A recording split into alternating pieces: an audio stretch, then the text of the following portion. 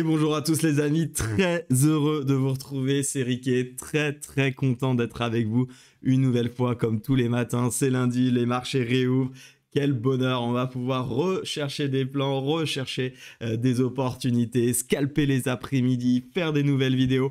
Bref, c'est un plaisir d'être le lundi. C'est peut-être, je l'avais déjà dit, mais un des seuls boulots auxquels vous êtes content que le week-end soit passé. En plus, j'ai passé un week-end formidable, donc tout va très bien, c'est génial, tout est bon. On est dans un super état d'esprit et on est là pour tout casser. Alors tout casser, oui, mais pas n'importe comment. On va bien évidemment s'attarder sur le marché, regarder un petit peu ce qu'il en est. Et j'ai beaucoup de choses à vous montrer ce matin, tout simplement des choses plutôt intéressantes en termes de volatilité qui pourrait arriver sur le Bitcoin. Donc ça sera le premier point de cette vidéo sur lequel eh bien, on va s'attarder un petit peu. Je vais vous montrer 2-3 indicateurs qui montrent tout simplement qu'on est peut-être, et très probablement d'ailleurs, pas de confirmation bien sûr, hein, il faut attendre que le marché le fasse, mais qu'on est sûrement à l'aube eh bien, d'une explosion, alors que ce soit à la hausse ou à la baisse, ça je peux pas vous le dire, mais en tout cas une explosion de la volatilité. Dans un deuxième temps, je vais revenir sur le magnifique short qu'on a pris, pas mal de personnes de la communauté l'ont pris sur MKR. Félicitations à tous pour avoir tenu le plan. Énorme ratio de quasi 4 qu'on a empoché, donc bravo à tous pour ceux qui ont su tenir, et bravo d'ailleurs si vous êtes encore dedans parce que vous aviez un autre objectif que le mien. Ça continue de dégueuler, donc franchement félicitations. Dans un troisième temps, je vais vous montrer ce qui me pousse à acheter du NIR et je vais rentrer sur NIR, je vous l'annonce, j'attends une petite confirmation. Je vous laisserai eh bien tout simplement aller voir le passage sur NIR pour bien comprendre. Et enfin, je vais terminer sur Sushi, car pareil, Sushi, très belle opportunité qui pourrait apparaître à l'achat. Donc également, eh ben, n'hésitez pas à aller voir le passage sur Sushi. Comme d'habitude, je vous mets le chapitrage, hein, les différents chapitres sur la vidéo. Vous cliquez sur les passages qui vous intéressent. Bien évidemment, je vous invite à tout regarder parce que tout le contenu est intéressant, chaque partie, chaque crypto-monnaie que j'analyse, je donne une petite info qui peut bien évidemment vous servir. Petite parenthèse et disclaimer, bien évidemment, cette vidéo, comme toutes les autres, n'est pas un conseil en investissement. Vous êtes responsable de vos décisions, de vos clics, de vos trades. Moi, je suis là pour partager mes stratégies. Je vous dis à plus ou moins ce que je fais. Je ne peux pas tout vous dire, mais en tout cas, ce que je vous dis, eh bien, je le fais. Hein. Vous l'avez vu la semaine dernière.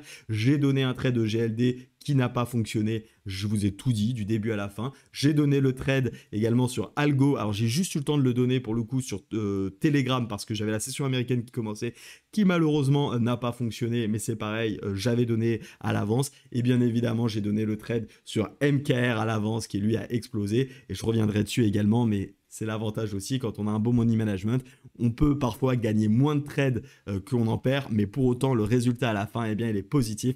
On a fait du coup une belle semaine la semaine dernière en termes d'augmentation de capital. Je reviens également dessus dans cette vidéo. Donc, pas de conseils en investissement, uniquement mes stratégies que je partage, et le seul responsable, c'est toi qui m'écoutes, c'est toi qui es derrière l'écran, c'est toi qui décides de prendre ou pas. Si tu es débutant, eh ben, n'hésite pas à prendre mes trades, mais en démonstration, pour t'habituer en fait à rentrer dans les trades. Tu fais comme si c'était du capital, sauf que tu te le notes, tu vois, à côté sur un petit papier. Tu te dis, bah voilà, je rentre à telle position, je mets mon stop loss, voilà combien de pourcentage j'engage, et tu te fais comme ça plein de trades sur 1 mois, 2 mois, 3 mois, et dès que tu commences à te sentir, bah commence à investir un petit peu de capital. Je vais faire une vidéo sur comment bien démarrer dans le trading, t'expliquer comment moi j'ai fait, et qui me permet aujourd'hui eh bien d'être rentable sur le moyen long terme.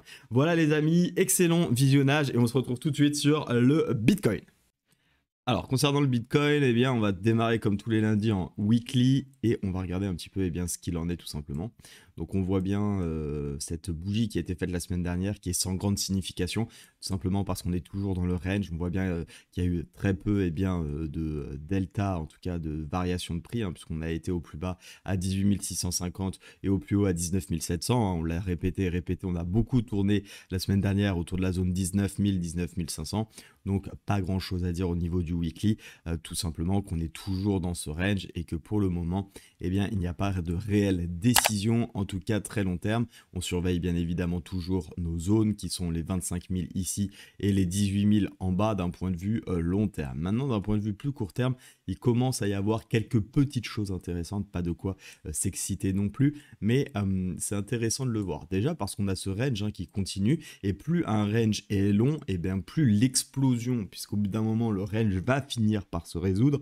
C'est une certitude. Alors quand, ça je ne sais pas, mais il y a bien un moment où on finira par casser soit par le haut, soit par le bas. Et plus le range est long, plus on a de chances et bien derrière que le mouvement soit violent. Bien évidemment, ça reste à confirmer, mais il y a plusieurs choses qui peuvent nous le dire. Le premier, c'est déjà ce RSI qui tourne autour des 50 et qui donc illustre parfaitement l'indécision pour le moment entre la force acheteuse et la force vendeuse. C'est-à-dire que pour l'instant, personne n'a la main et le jour où l'un ou l'autre des deux camps va prendre tout simplement plus de force que son opposé, on va avoir un mouvement qui risque d'être vraiment très violent.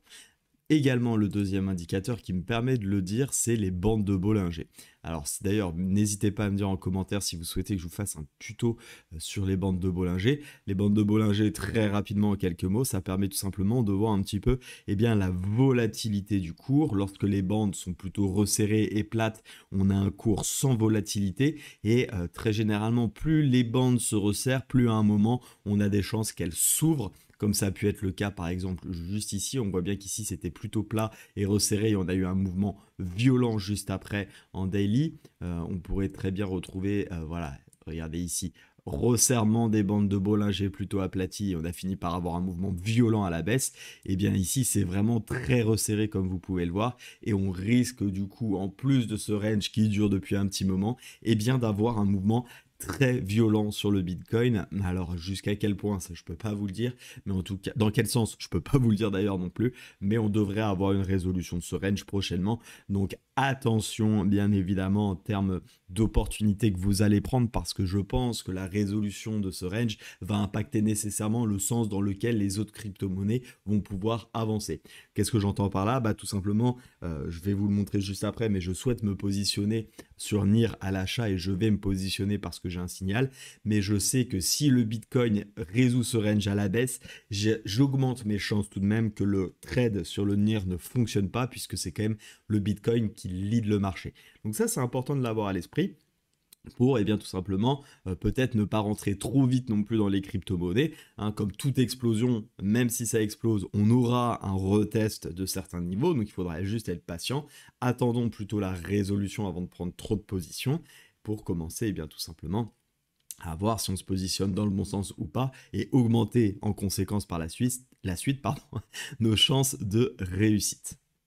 En 4 heures, on a également quelque chose qui est assez intéressant, plutôt orienté à la hausse cette fois-ci. Également, vous voyez les bandes de Bollinger très resserrées en 4 heures, et il me semble que c'est également le cas. Regardez en 1 heure. Alors certes, ça reste du 1 heure, donc ça ne fait pas un mouvement hyper violent, mais ça n'empêche que sur une seule bougie, on a quand même pris 1% 54 sur vraiment un petit mouvement ici, paf, explosion, parce que resserrement des bandes, la volatilité. Alors attention, on aurait pu croire que ça partait à la baisse, mais finalement c'était un trap puisqu'on est parti dans l'autre sens. Mais vous voyez un petit peu la puissance des bandes de Bollinger lorsque ça s'aplatit, les mouvements que vous pouvez avoir suite à cela. En tout cas, ce que je voulais vous montrer en 4 heures, c'est tout simplement que malgré qu'on ait ce range, on avait quand même cette tendance baissière qui poussait plutôt les prix vers le bas et que l'on a cassé avec cette fameuse bougie sur laquelle on est en train de se réappuyer ce matin. Et si vous regardez bien, ça représente également ça représente non seulement un retour sur la moyenne mobile 20, mais également sur la moyenne mobile 50, et on est en train de tenir finalement cette oblique. Donc on pourrait très bien ici avoir un premier mouvement d'explosion très court terme, un petit pullback avant de repartir à la hausse et donc d'aller chercher, pourquoi pas le dernier plus haut ici déjà 19 800, mais surtout moi la première zone qui va m'intéresser, ça va être celle-ci en termes d'objectif à l'achat. Bien évidemment, je ne me positionnerai pas en trade de mon côté, libre à vous de faire ce que vous voulez, mais moi je ne vais pas me positionner dans ce range, je vais bien évidemment attendre qu'il se passe la résolution, savoir si ça part vers le haut ou vers le bas, parce que là c'est clairement lancer une pièce et faire pile ou face. Il n'y a pas plus de chances que ça aille vers le haut que vers le bas, donc je patiente très clairement. Donc voilà un petit peu ce qu'il en est de Bitcoin. Je pense que c'était important de refaire un point en ce début de semaine. Dans un deuxième temps, ce que je voulais vous montrer, c'est tout simplement revenir sur ce super trade que l'on a fait. Je sais que plusieurs de la communauté l'ont pris. Félicitations à tous, c'était plutôt une bonne décision. On avait en fait ici une divergence 4 heures sur le cours et en 1 heure on revenait sur les derniers plus hauts qu'on avait vus et surtout on avait observé, tout simplement je l'avais donné dans les vidéos YouTube. Donc ça c'est des trades gratuits que je donne de temps en temps. parce que bah, ça me plaît aussi de partager quelques-uns de mes signaux. Je peux pas tous les donner, bien évidemment, mais celui-ci, il était magnifique. En 1 heure, hein, on avait cette épaule, tête, épaule, cassure de la moyenne mobile 50 lorsqu'on vient se réappuyer sur le pullback. On est rentré à 1078. On a cherché tout simplement un stop loss juste au-dessus des derniers plus hauts. Donc j'avais mis 1101 pour me protéger des 1000. On avait un premier objectif au 0,5 du dernier retracement haussier de ce mouvement-là. Et puis on a laissé finalement se faire parce qu'on avait aussi observé, nous, cette zone ici plutôt de résistance. Et du coup, on a été chercher les 0,618 sur lequel on est sorti avec un très joli ratio de 3, presque 4 me semble-t-il de mémoire. Ouais, c'est ça, 3,71. Non, pardon, un peu moins, pas un peu moins, mes excuses, je suis sorti à 1003 exactement, donc ratio de 3,36, donc juste, voilà, c'est ça, juste sur ce niveau également, donc très très beau ratio, bravo à ceux qui sont encore dedans, attention là, je vois que on a quand même une petite correction, si on repasse au-dessus de ce niveau, je pense qu'il faudra sortir, parce que vous aurez une potentiel retournement de tendance, mais regardez, hein, c'était magnifique, quel trade les amis, pas de drawdown, déjà on est parti tout droit, on n'a jamais été inquiété, et en plus derrière la théorie de dos qui a fait son effet, qui nous a permis tout simplement de rester tout le temps dans le trade, et on a pu aller chercher tranquillement l'objectif, un trade parfaitement dans la méthode, dans la rigueur, pas de place aux émotions, de toute façon c'était un trade très simple, hein, parce qu'on n'a pas eu de mouvement qui nous a retourné, donc très simple et très content de l'avoir pris, ce qui nous permet de faire finalement une jolie semaine, puisqu'on avait un trade sur Algo qui n'est pas passé, un trade sur GLD qui n'est pas passé non plus, je crois que j'avais partagé un autre trade break-even et j'ai partagé ce trade, donc avec un ratio tout simplement de 3,36. Si vous avez tradé chaque fois avec 100 euros de perte potentielle, vous perdez sur GLD 100 euros, vous perdez sur Algo 100 euros, ça fait 200 euros. Ici, vous gagnez le trade, ça vous faisait 336 euros avec un ratio de 3,36. Donc vous faites un bénéfice la semaine dernière de plus 136 euros. Donc l'importance du money management, vous voyez, hein, on fait 3 trades, on n'en gagne que 33%, on aurait très bien pu aussi en gagner plus, on aurait pu tout perdre aussi, mais en tout cas rien qu'en gagnant que 3,36, qui est vraiment 33 pardon, ce qui est pas génial comme terme de win rate. Après bien sûr on a 3 trades, donc c'est pas vraiment très représentatif, mais on n'en gagne même pas la moitié et pourtant on gagne de l'argent, d'où l'importance du money management. Donc bravo à tous ceux qui ont réussi à s'en tirer dans ce trade. En deuxième temps, je voulais vous montrer NIR, sur lequel je vais très probablement me positionner. Je vous le donne dans la vidéo YouTube. Pourquoi ? C'est ça qui m'intéresse. Alors, il y a un tout petit élément qui me chagrine un petit peu. On va revenir dessus. En fait, là où je suis très content, c'est ce qui se passe en daily. Donc, je vais vous enlever cette ligne noire qui peut porter à confusion. Ce qui me plaît beaucoup, c'est cette divergence daily sur support. D'accord ? Parce que si je dézoome, parce que là, c'est vrai qu'on est bien zoomé. On est sur les derniers plus bas, on est en train de faire légèrement un nouveau plus bas, mais pour autant, donc ça reste quand même la zone de support grosso modo, pour autant, on est en train de faire une magnifique divergence daily. Ça, c'est vraiment splendide ici, ça marche très très bien les divergences daily, notamment sur les crypto-monnaies. Et dans ce cas-là, quel est le plan ? Le plan, il est simple, on va retirer pareil tous ces Fibonacci pour être sûr d'avoir le bon. C'est tout simplement de se positionner une fois que la divergence est validée. Donc on peut se positionner dès maintenant, on a plutôt un bon point d'entrée et le stop loss, vous l'avez compris, vient se mettre sous les derniers plus bas. La question ensuite, c'est de savoir où est-ce qu'on va positionner notre take profit. Alors il faut savoir que sur ce trade, vous pouvez très bien vous positionner pour du moyen long terme parce qu'on peut clairement être sur le bottom du NIR. Je n'en ai pas la moindre idée pour le moment, bien évidemment il faudra attendre confirmation, mais une divergence daily sur un ancien plus bas qui plus est une zone de support, si on arrive à tenir cette zone, il se pourrait tout simplement qu'on reparte beaucoup plus haut à la hausse et ça peut être très intéressant de rentrer long terme aussi sur une divergence daily parce que derrière, cette divergence, on ne sait pas ce qu'elle peut donner sur le long terme. En tout cas, moi, ce qui est sûr, c'est que vous le savez, je suis pas là trop pour le long terme sur les crypto-monnaies. J'aime bien prendre des morceaux, au moins des miettes de mouvement et pour commencer, j'aimerais bien tout simplement rentrer sur un swing qui peut durer quelques temps pour le coup là et aller chercher dans un premier temps pourquoi pas un premier profit, vous voyez, sur la zone des 0,5 de retracement, ce qui me permet ici d'avoir un joli ratio de quasiment 7. Pourquoi pas prendre une première partie des profits, éventuellement viser les 61,8 si on va un poil plus loin avec un joli ratio de 8 sur un deuxième take profit.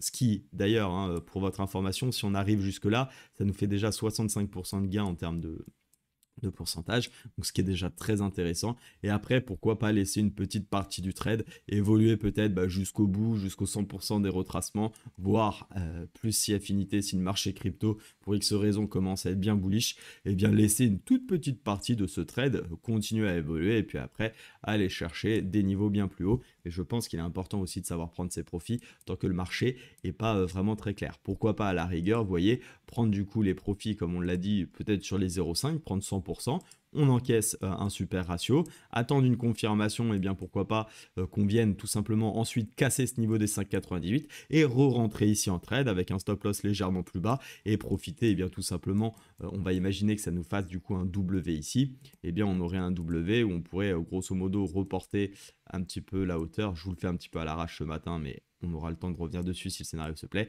et aller chercher un objectif ici à 9, ce qui nous permettrait bien ici de prendre déjà un joli ratio de 6, et pourquoi pas à l'avenir, attention, hein, là c'est vraiment des pures suppositions, mais pourquoi pas imaginer un stop loss comme ça, aller chercher une nouvelle fois un profit, et voilà, reprendre un ratio de 7.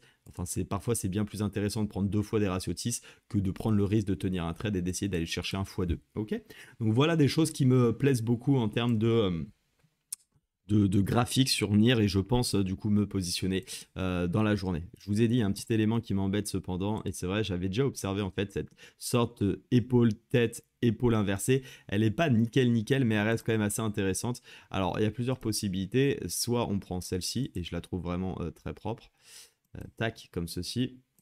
Vous avez donc l'épaule ici, la tête, la petite épaule, on casse, on se réappuie, on vient se réappuyer et on finit par faire un nouveau plus haut ici. Donc là, je trouve ça très intéressant en termes de structure. Maintenant, ce qui m'embête un poil, mais c'est pas non plus ce qui va m'empêcher complètement de prendre le trade. Et j'aimerais bien que la bougie réintègre celle qu'on est en train de faire. C'est vrai qu'à 9 h, si on repasse au-dessus de la moyenne 50, je vais rentrer dans ce trade parce que tout simplement, on aurait validé, vous voyez, cette zone de polarité là qui a bloqué ces derniers temps en 1 heure. Alors bon, elle pourrait être recassée à l'avenir, mais je me dis que si on la reprend, bon allez, ça va tenir. On commence à avoir une petite tendance haussière en plus sur la théorie d'eau, avec des plus hauts toujours plus hauts et des plus bas toujours plus hauts aussi. Donc un trade très intéressant sur NIR à prendre, je pense, et en tout cas, je n'hésiterai pas à me positionner. Et pour terminer cette vidéo, dernier coin qui me plaît beaucoup en termes de structure, c'est le sushi. On en a parlé la semaine dernière pour ceux qui ont vu la vidéo. Petit triangle de compression ici, hein. On voit bien, on a une indécision. Est-ce qu'on continue en haut ou enfin pardon, on continue à la baisse ou on repart vers le haut? On a fini par casser ce triangle avec un très beau volume, donc il confirme la cassure. Petit temps de pause ici suite à la cassure.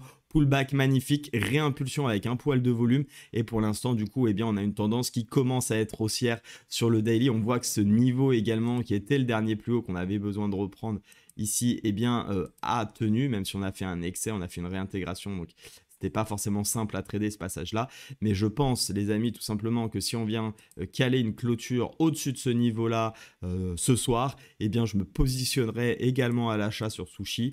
Je pense que ce qui serait bien, c'est qu'on a un mouvement sur le Bitcoin qui pousse à la hausse pour permettre tout simplement cette impulsion haussière. Je me positionnerai ici, je mettrai un stop. Je vais attendre la clôture, hein. Attention, ne pensez pas que je vais rentrer maintenant. J'attends qu'on casse ce niveau, qu'on se réappuie, entrer sur les 1,57.